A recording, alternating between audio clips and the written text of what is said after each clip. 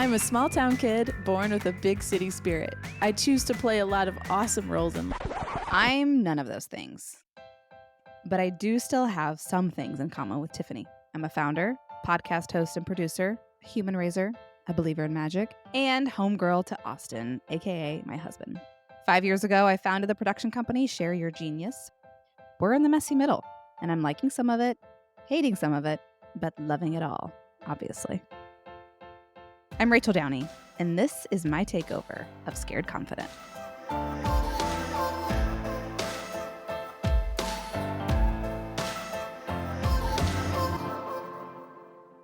Last story, we left off with the company shifting from this is a lifestyle business to no, we're ready to see beyond.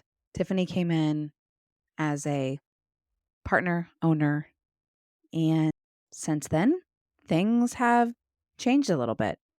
A lot of it has to do with the market. A lot of it has to do with a lot of the work that we've been doing. But more than anything, it has to do with people. It's really cool to think about the impact that we're making in the future that we have. So in this last episode, it really ties to the theme of where Share Your Genius goes next. And it's based on one of my favorite core values, imagine if. The thing I like to think about when we think about this word and this idea of imagine if is oftentimes we're imagining things for our lives. We don't know how they're going to happen. We don't know how they're going to get executed. All you know is the thing that you're wanting to see happen. And when you put that stuff into the world and you speak those ideas into reality, often you find what you're looking for in ways that you never imagined. You know, since we're on the feed of Scared Confident, I think it's only right to talk about some of the inspiration that Tiffany has had on my life in terms of a creator. She talks about this concept on her First 17 Years series of the first follower. And the way that I think about a first follower, I think about it like somebody who had a really good job, somebody who had a future working at a really stable company or a really cool company, somebody who has that potential and the ability to go anywhere and be anyone, and they choose you. And for me, that person is who I knew her as, Jillian McNulty, and then she got married, and her name is Jillian Hoefer. And for me, she was our first follower, and she was the first hire that I went to make the minute this company's future plans shifted. I remember very specifically at this point, Share Your Genius had it was, as far as full-time employees at this point, it was 2 of us. And then there were 2 people that I was working with quite a bit, but they were contractors. And so we were in the stage of getting some really cool opportunities like this one with Terminus and creating a documentary.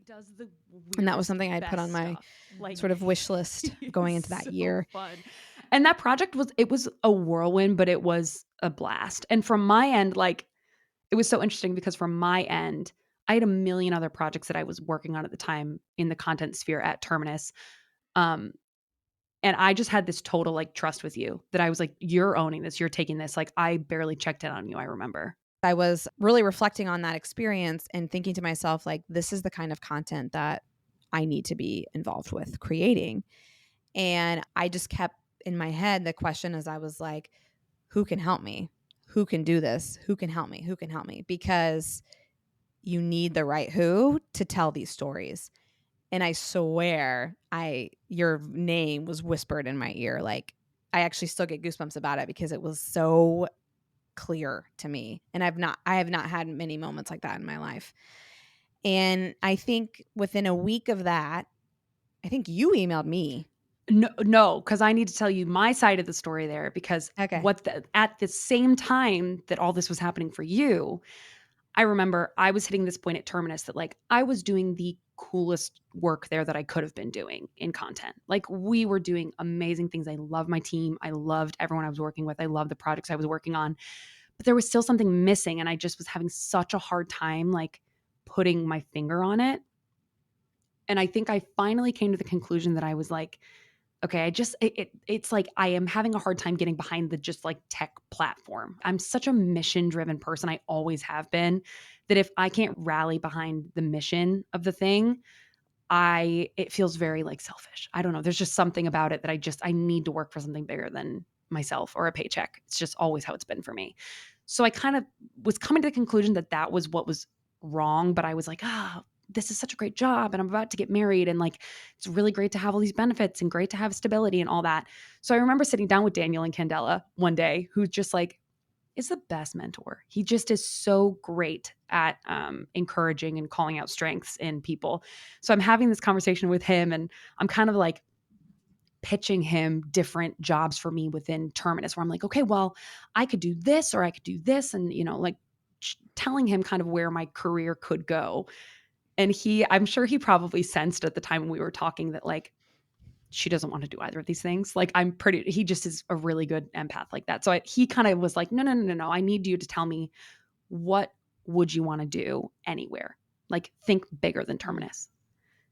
And I immediately, without hesitation, I was like, I want to do what Rachel Downey's doing.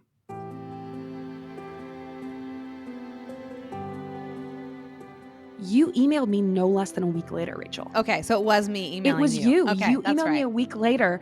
And I remember thinking, Daniel must have put a bug in her ear.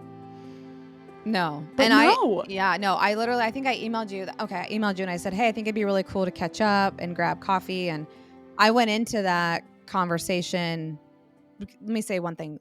I care very much about the network I built. And so I always like, when it comes to like talent and things like that, I try and walk a very like tight leash.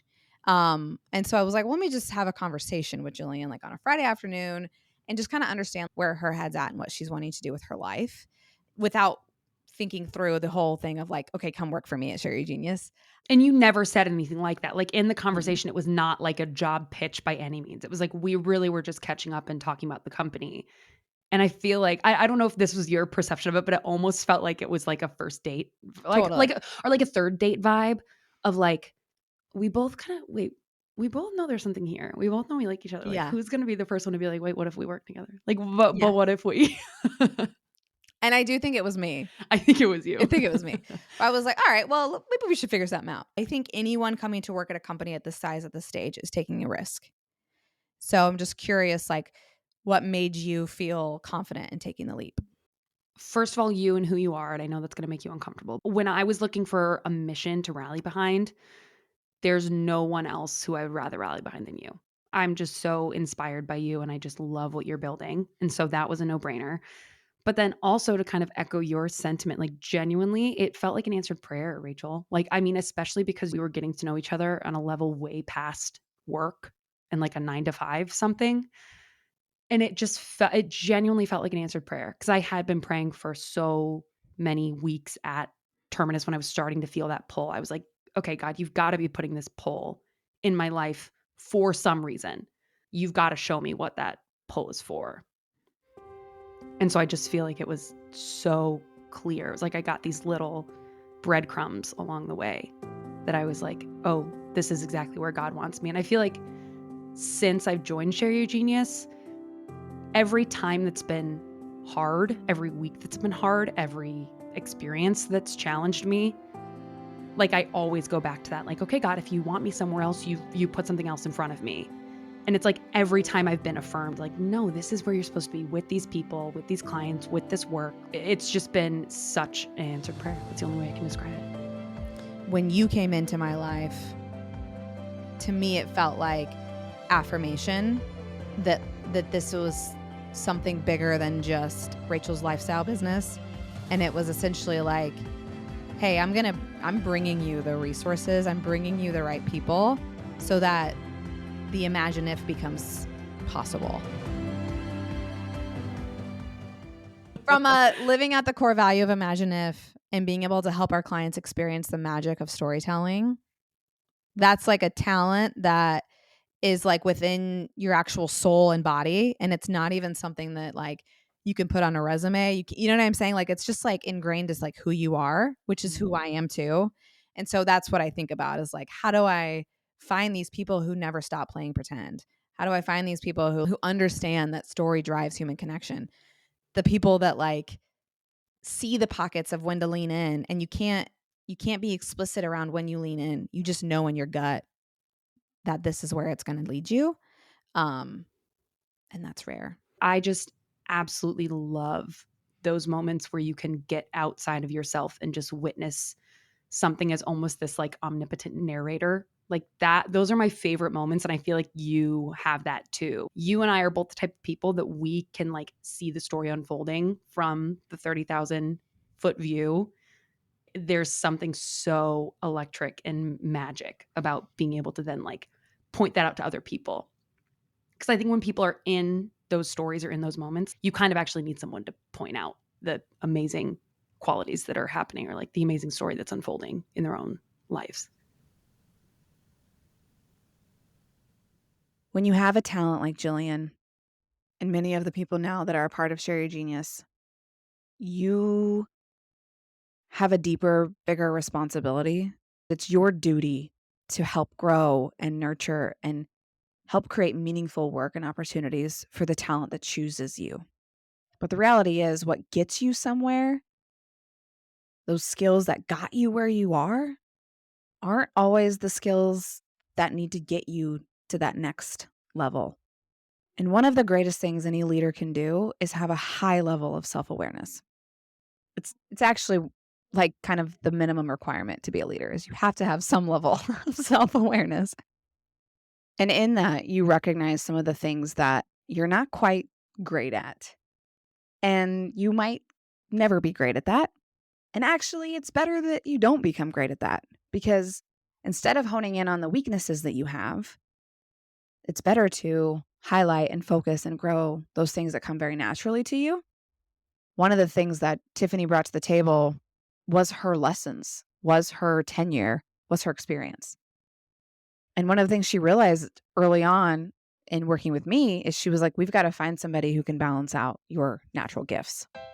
And so we talked to some different people, we had different conversations, but nothing was really like clicking in the way that would maximize my strengths, the strengths of the organization, but then also help us grow, help us become the company that we had this vision to build together. And this vision of a company that would support such talented people like Jillian. And as these things happen, the answers slowly unfold. Kyle Stellhorn joined the company in July of 2021. I historically just run 1,000 miles an hour. Don't really give myself a lot of time for self-reflection. It was serendipitous, as they say. I actually tore my Achilles. I started to think about what's that next career path for me. Something like that, an injury where you're kind of bedridden. It gives you an opportunity to think and to think about not only where you are at, but also where you want to go, and then start formulating a plan. I definitely knew that I wanted to make a move. The injury just gave me more time to think about it and then to act on it. Why did you want to make a move? Like, what was going on that you were like, this isn't the right path for me right now? I thought that, well, I know that I have a lot of skills and experience in a lot of different areas. And I thought that there's another road where I can provide the value and help out. But I think the biggest piece for me is like I've seen a lot of bad managers, seen a lot of bad bosses, and I know that I could do better. It's kind of, my mom always told me, you learn the best from the worst bosses. And as I've grown and learned about how to manage and run a business, I really thought this was a great opportunity to jump in and try to run the operations for a business. My family, my dad owned business, a small business marketing agency, and my mom has always had that entrepreneur like spirit. So I think it's a little bit in my blood, and I just know deep down that I would do well if I had that opportunity. I just had to find it and believe in myself and jump in the deep end really. I remember the first time I met Kyle, and my first impression was that he was kind and that he was open. And when you're coming into an organization that a founder like myself has helped build up to this point, you can sort of start to feel like a tension between what that person sees and what you're coming in to help support or help change or help grow or help influence. A lot of times when you work with creatives, we can tend to be a little bit scattered riding the roller coaster of the highs and the lows of the creative process, of the client acquisition, all of those kinds of things. And so oftentimes you are looking for somebody who can balance you out, who can help you feel a sense of security. There was a piece of the business where, I started to feel scared to sell, where I was like, I'm selling more than our capacity can take. The amazing thing about the team at Sherry Genius is because everyone cares so much about us winning, is that we were still getting it done. But there was this tipping point in my mind where I'm like, at some point, we're going to grow to the point where people are going to break because I can't outrun these problems. And I'm getting to the point where the reactiveness is getting to the threshold in which we're not going to be able to sustain this. And so he came in to really help us stabilize that. And I got this feeling of intense security of like, okay, I know that he's open. I know that he's going to treat me with kindness and he's going to stabilize us. And I can trust that he's got it because it's just his personality. And I think it's just in his DNA to take care of things, to provide security, to provide stability. And so we lovingly call him now the big brother of Sherry Genius. And in a really short amount of time, he's made a really, really big impact. And feel really confident in our future.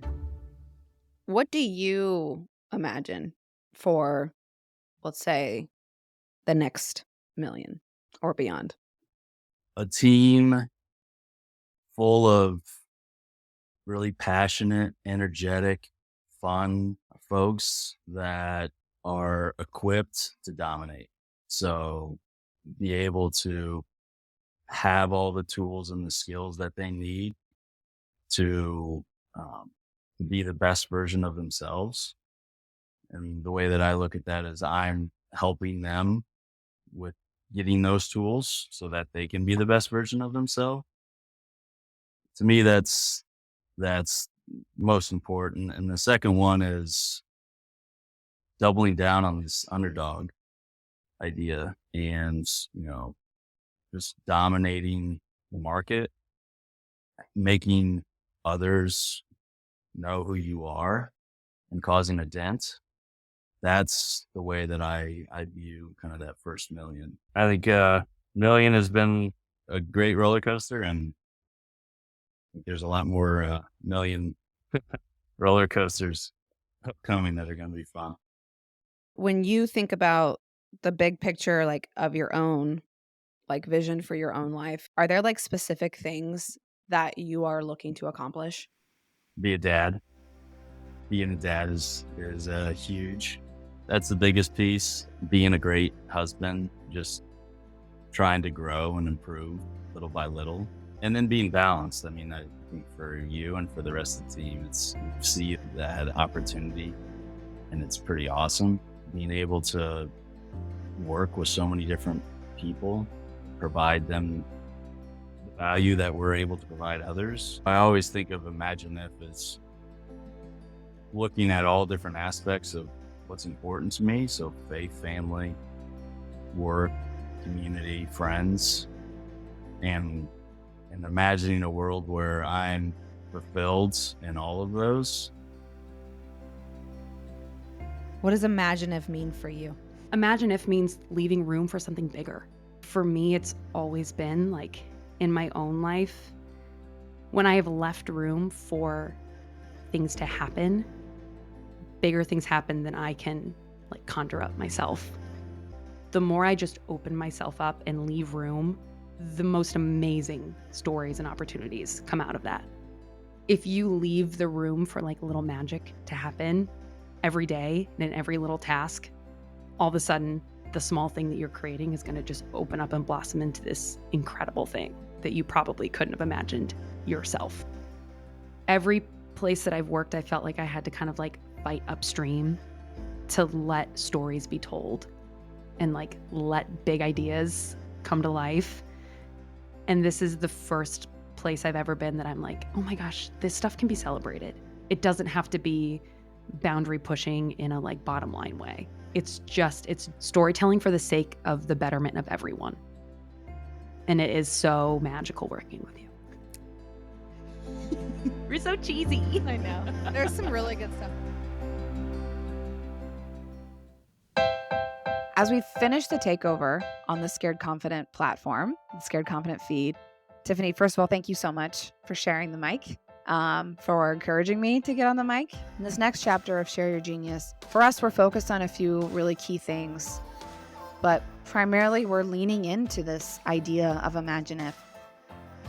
There's so much opportunity for so many people and so many companies, and there's so much abundance out there, and it's so hard sometimes to see that, but it's there. And we are embracing the unknown with a really confident awareness that when we imagine if, great things come. And they will. If this was fun and you liked hearing about our journey, you can hang out with me on Voicemails with Rachel, anywhere, of course, where you get your podcasts. I would love to connect with anyone on LinkedIn. You can find me at Rachel Eltz Downey. And we'd love to imagine if with you.